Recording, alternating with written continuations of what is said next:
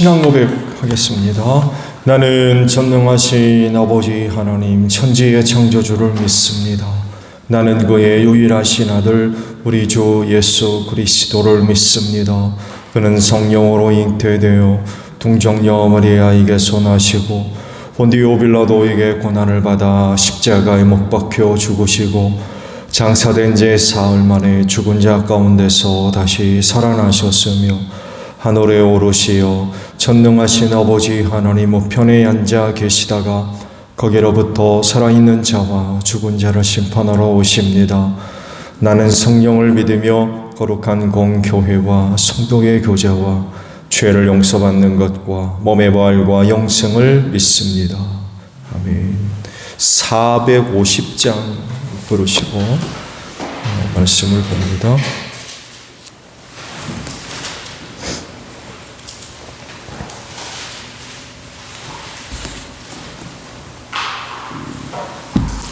찬송가 450장 부르십니다. 내 평생 소원 이것뿐 주의 일하다가 이 세상 이별하는 날 주 앞에 가리라.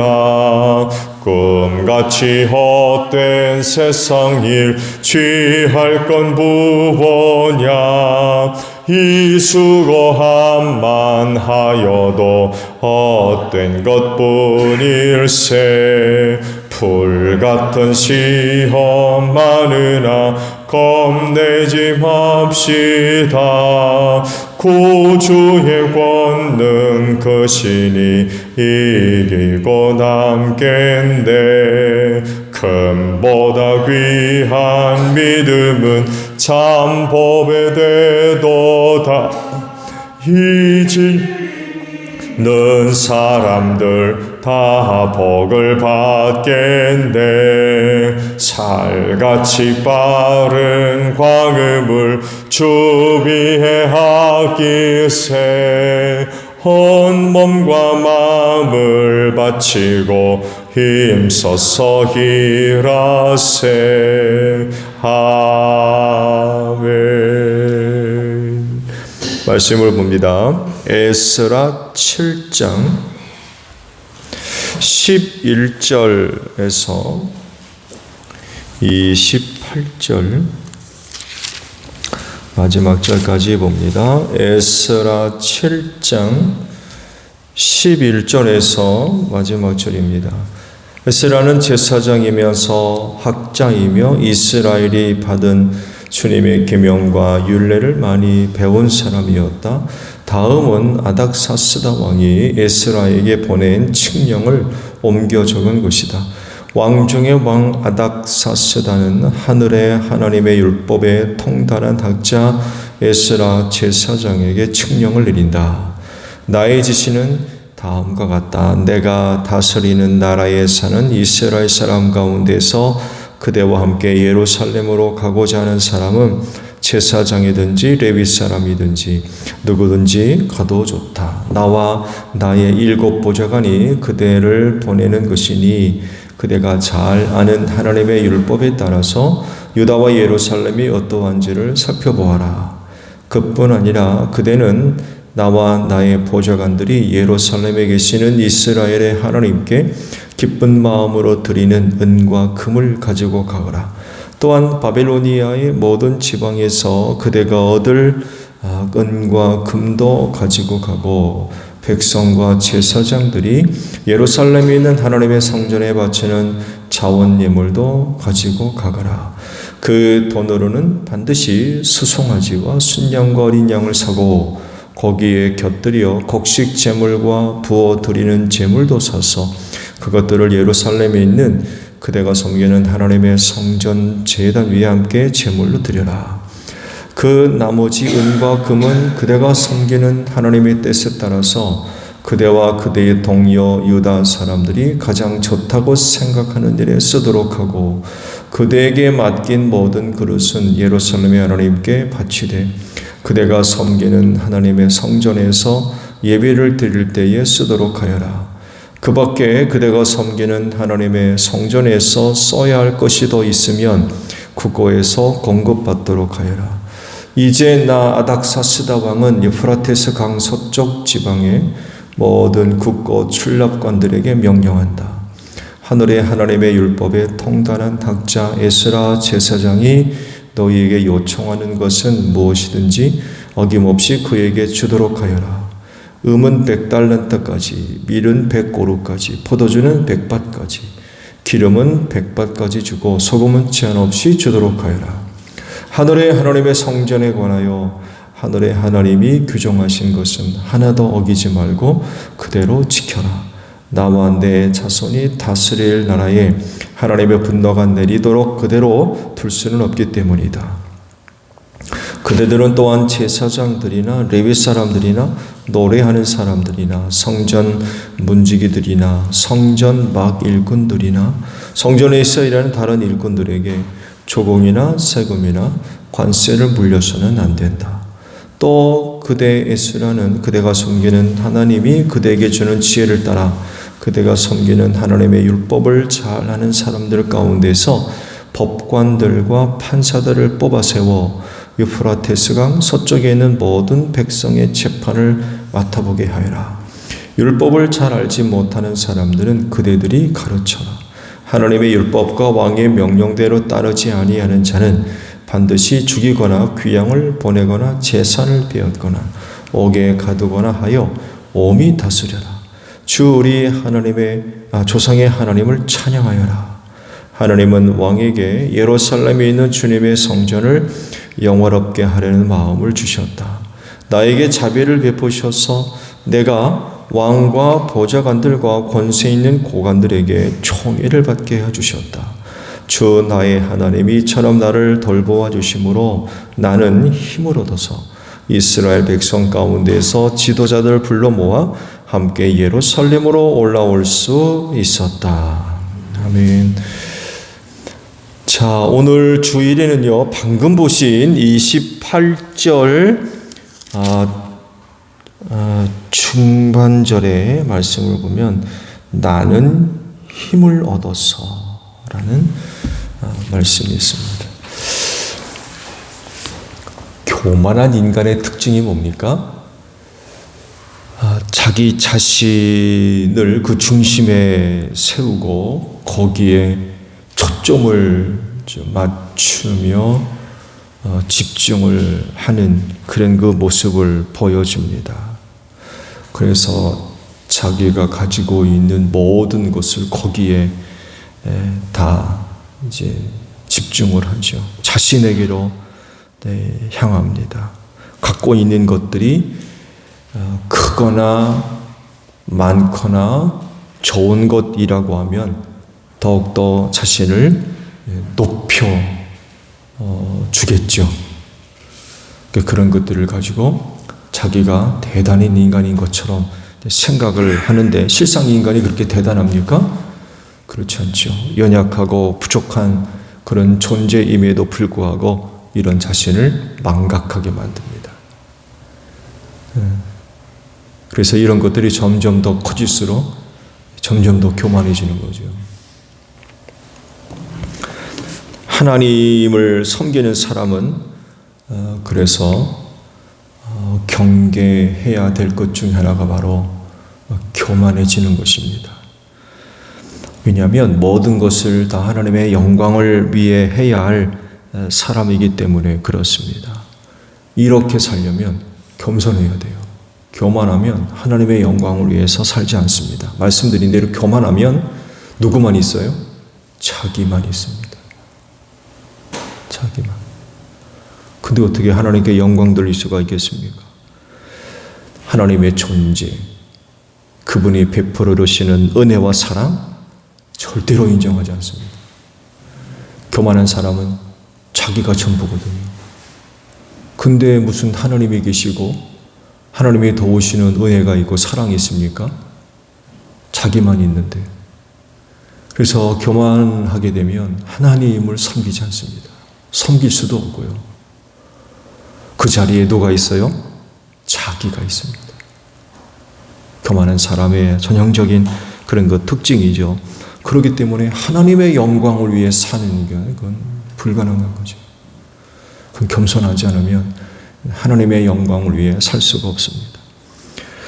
오늘 주신 그 말씀 속에서 바로 이런 그 모습을 찾아볼 수가 있어요. 에스라를 중심으로 해서 제2차 포로 귀환이 이루어진 이 일을 이제 기록을 하죠. 아닥사스다 왕의 칙령의 내용들이 어떤 내용들이 포함되어 있었는지 아람어로 이제 번역을 해가지고 에스라가 기록을 한 그 말씀입니다. 그를 중심으로 해서 이제 돌아가라. 남유대로 돌아가고 싶은 사람들은 돌아가라. 라는 그런 그 내용들이고, 그곳에 돌아가서 하나님을 섬기는 데 있어서 필요한 모든 것들을 제공을 하고 또 제공을 받아라. 이제 그런 그 내용들이죠. 그래서 그는 2차 또 많은 사람들을 이끌고 귀환을 이제 하게 되죠. 그런데요, 그가 그 일의 중심이 될 수 있었던 것은 왕으로부터 총애를 받았어요. 요셉을 생각하시면 될 것 같아요. 요셉. 종으로 팔려와가지고 총독이 되지 않습니까? 이런 경우를 생각하시면 아마 좋을 것 같아요. 어떤 이유였는지 모르겠습니다만 여하간 그는 아닥사스다 왕의 총애를 받았어요. 아시듯이 페르시아 제국하게 되면 근동 지역부터 시작해가지고 유프라테스강 이쪽 해가지고 엄청난 그런 그 대제국을 건설했던 당대 최고의 국가 아닙니까? 그런 나라의 왕으로부터 총애를 받는다는 건 이건 상상할 수 없는 일이죠. 왜냐하면 그 출신이 유대 포로민이었기 때문에 그렇습니다. 망한 나라의 포로민, 종입니다. 노예예요. 그런 사람들은. 근데 포로로 붙들려가지고 대제국의 왕의 총애를 받는다. 이건 대단한 그런 그 일입니다. 또 예를 찾아본다면 에스더를 또 찾아볼 수 있죠. 에스더. 또 모세 같은 경우도 좋은 예 중에 하나가 될 수 있습니다. 붙들려가서 참 탁월한 어떤 그 모습들을 보여줬던 것 같아요.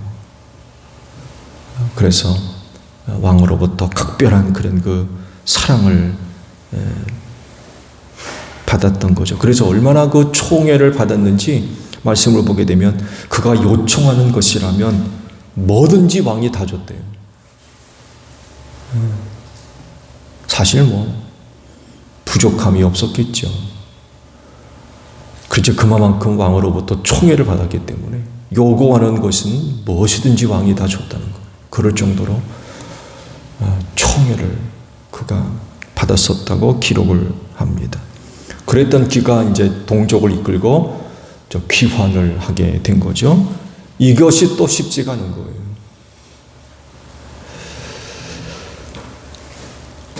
결국 쉽지 않은 일이 일어났다는 것은 하나님께서 그에게 주신 은혜가 컸다는 그런 그 이야기죠. 이걸 에스라도 압니다. 그래서 말씀의 내용들을 쭉 찾아보게 되면 하나님께 찬양하고 또 자기에게 베풀어 주신 은혜였다고 고백을 합니다. 교만한 사람은 이렇게 하지 않습니다. 자기 힘인 줄 알고 자기 재주인 줄 알고 무슨 하나님께 감사하고 영광 돌리고 하나님의 은혜라는 고백을 합니까? 겸손하지 않으면 이런 그 고백들을 할 수가 없어요. 그가 만약 겸손하지 아니하고 교만한 사람이었다고 하면은 그가 그곳에서 못하며 살았을까요?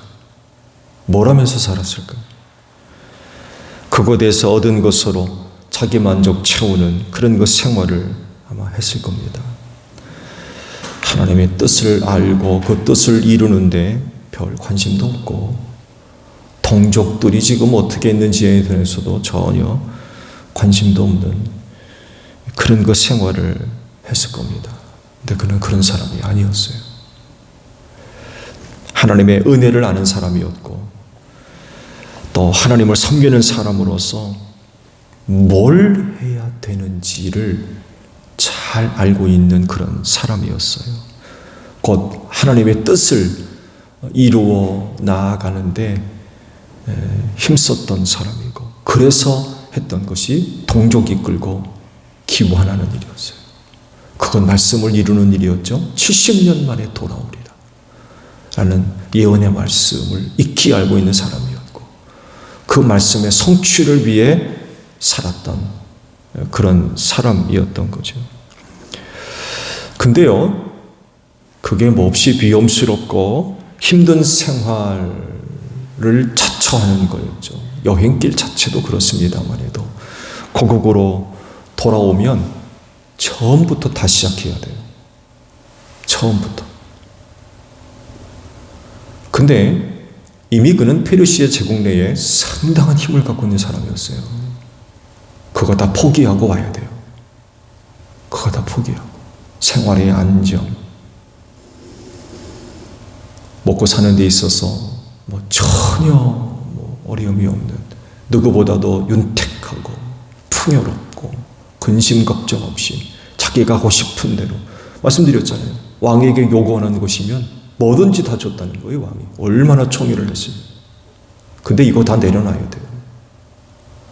고국으로 돌아오면 거지같이 살아야 돼요. 아무것도 없잖아요. 뭘 갖고 살 겁니까? 처음부터 다시 시작해야 돼요. 그가 만약에 교만한 사람이었다고 하면 지금 누리고 있는 거 절대로 포기하지 않습니다. 포기할 수 없죠. 자기를 위해 사는 사람들이 포기하겠습니까? 포기할 수 없죠. 왕의 총애를 받고 있는데 뭐가 부족하겠습니까? 근데 그는 그렇게 살지 않았습니다. 하나님으로부터 은혜를 받아 힘을 얻었다. 오늘 주신 말씀이 힘을 얻었다라고 말씀하고 있습니다. 힘을 얻었을 때에 다른 것 하지 않고 하나님의 뜻을 생각하고 동족을 이끌고 남유다로 돌아오는 그 일을 했다는 것입니다. 힘 있으세요? 뭐 하실래요? 힘 있으시면 그 힘 가지고 뭐 하실래요? 에스라와 같이 힘을 얻었을 때 그리스도인은 뭐라는 사람입니까? 뭘 해야 되겠습니까? 뭐가 우선순위에 있습니까? 겸손한 자가 아니면 이 힘 엉뚱한 데 쓰는 거죠. 엉뚱한 데. 그 엉뚱한 데가 뭐겠어요? 자기 자신. 근데 겸손하면 그 힘 가지고 하나님께 영광 돌리고 하나님의 뜻을 이루는데 사용되겠죠. 에스라가 바로 그 모습을 우리에게 보여주고 있습니다. 하나님의 선하시고 또 온전하시며 기뻐하시는 뜻을 이루어가는 그런 그 삶, 그 힘을, 그 얻은 힘을 가지고 거기에 이제 사용하는 거죠. 그래서 나타나는 게 이스라엘 백성들을 데리고 2차 귀환하는 그런 일이었습니다. 와서 말씀을 보겠습니다. 아무래도 신앙경신 운동을 벌이죠. 왜곡됐던 많은 신앙들을 바로잡는 그 일에 전심전력을 합니다.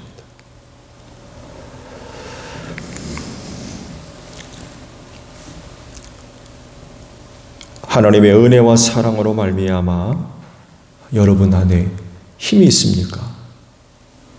선한 일에 사용하십시오. 겸손히 하나님을 섬기는 자들로서 하나님의 기뻐하시는 그 일을 위해 선히 잘 사용해서 하나님을 기쁘시게 해드리는 여러분들이 되시기를 바랍니다. 주기도문 합니다. 하늘에 계신 우리 아버지, 아버지의 이름을 거룩하게 하시며 아버지의 나라가 오게 하시며 아버지의 뜻이 하늘에서와 같이 땅에서도 이루어지게 하소서. 오늘 우리에게 일용할 양식을 주시고 우리가 우리에게 잘못한 사람을 용서하여 준 것 같이 우리 죄를 용서하여 주시고 우리를 시험에 빠지지 않게 하시고 악에서 구하소서. 나라와 권능과 영광이 영원히 아버지의 것입니다. 아멘. 기도하겠습니다.